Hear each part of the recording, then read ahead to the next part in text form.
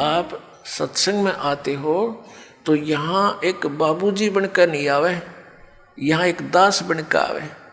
एक जैसे हॉस्पिटल में रोगी जाता है, चाहे वो कितना बड़ा अधिकारी हो, कितना बड़ा धनवान हो, जब उसको ये पता लग जाता है कि तेरी जांच में कोई गड़बड़ हो चुकी है और तेरा शरीर ठीक नहीं है, और उसको डॉक्टर के पास जाता है, डॉक्टर कहता है कि जाओ ये जांच कराओ, तो उसने उस पल की इंतजार रहती है जांच में के आवेगा। उस समय वो भूल जाता है मैं क्या हूँ, मैं कोई अधिकारी हूँ या सेठ हूँ। उस समय वो अपने को रोगी मानता है।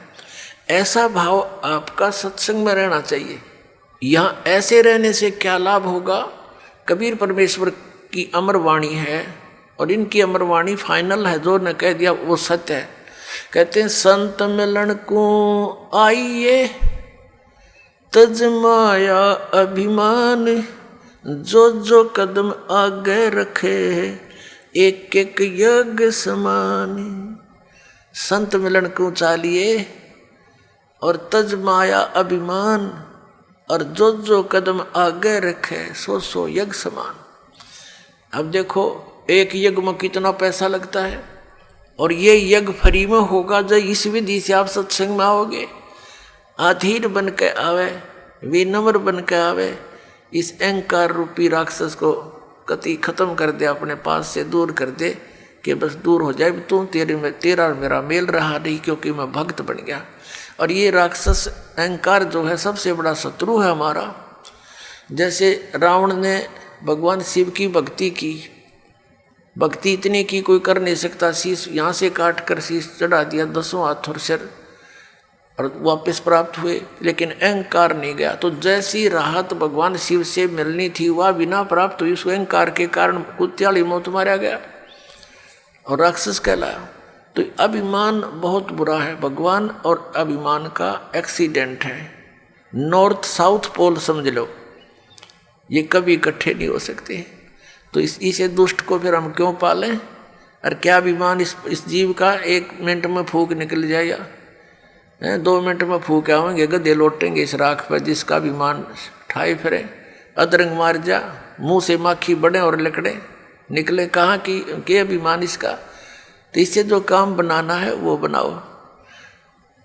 और जैसे भी आप सत्संग में आते हो, जैसी जिससे कुछ हो सकता है सेवा की चेष्टा करने की, कोई बर्तन साफ कर ले, कि भोजन भंडारे में मदद करवावे, कि तब मैट बिछवावे। तो इस तरह की जो सेवा होती है, और बूढ़े बुजुर्ग बीमार यहाँ ज़्यादा आते हैं, उनको प्यार दे, सहयोग दे, उनकी मदद करे, तो इस तरह के से आपके पुण्य बढ़ेंगे। आत्मा में एक नम्रता आवेगी।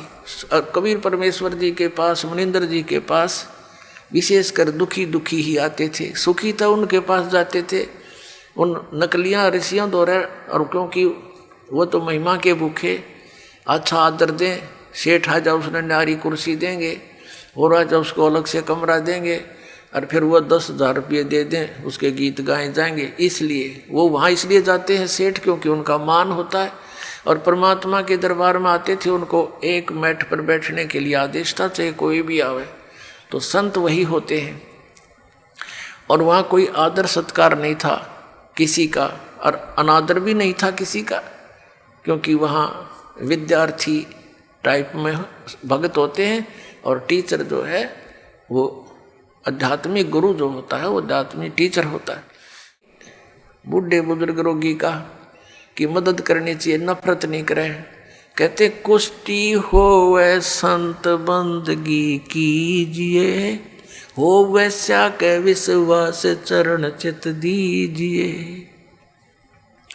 परमात्मा सलाह देते हैं, हमें बताते हैं कि यदि भक्त का कोढ़ भी लगा हुआ, कुष्ठ रोग भी लगा हुआ हो, मक्खियाँ भिनक रही हो, उससे नफरत ना करना, उसकी मदद करना बल्कि जितनी हो सकती है। कुष्टी होवे संत बंदगी कीजिए, भगत को प्रणाम कीजिए, आपस में एक दूसरे को सत्साहेब, उसे नफरत करके मुंह फोड़ कर नहीं जाना चाहिए। और होवे स्या के विश्वास चरण चित दीजिए। यदि किसी बहन कोई अपने क्रमवश गणिका भी बन गई है, वैसा भी वर्ती कर रही है और वो सत्संग में आ जाती है, कहते हैं उससे भी नफरत ना करना, उसको भी साधु जानना।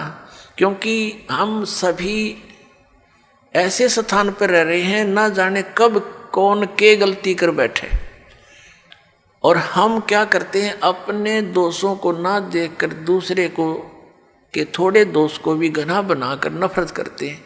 यह भी हमारी अज्ञानता का ही कारण है। अब जैसे पुण्यात्माओं कोई चोर है, डाकू है और कोई दुराचारी है, यदि वो सत्संग में नहीं आवेगा तो उसको ये पता कैसे लगेगा ये पाप कर रहा है तू। जिस कर्म जिस क्षेत्र में वो रहता वो तो वो वहाँ उस माहौल में तो फंसा हुआ है, उसी से तो बिगड़ता ही जा रहा है। अब जैसे मैला कपड़ा हो गया तो वो जल के निकट नहीं आवेगा, साबुन प्रयोग नहीं होगा उस पर, तो वो मैल समाप्त कैसे होगा।